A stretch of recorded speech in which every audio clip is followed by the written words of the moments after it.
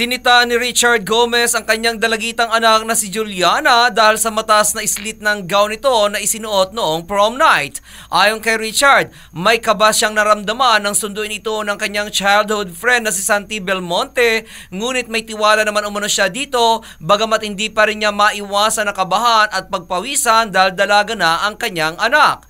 Samantala, aminado naman si Richard na may pagkapilyo siya noong kabinataan niya kaya ikinuwento niya raw sa kanyang anak na noong kaedad niya ito ay hindi siya pumapayag na hindi niya nahahalikan ang kanyang mga nakakadate kung saan tinawanan lamang umano siya ni Juliana.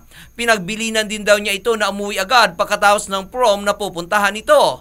Sa ngayon umano ay pinaghahandaan nila ng kanyang asawang si Lucy Torres ang mga aakyat ng ligaw sa kanilang anak dahil hindi naman umano sa pagmamalaki may hitsura talaga si Juliana.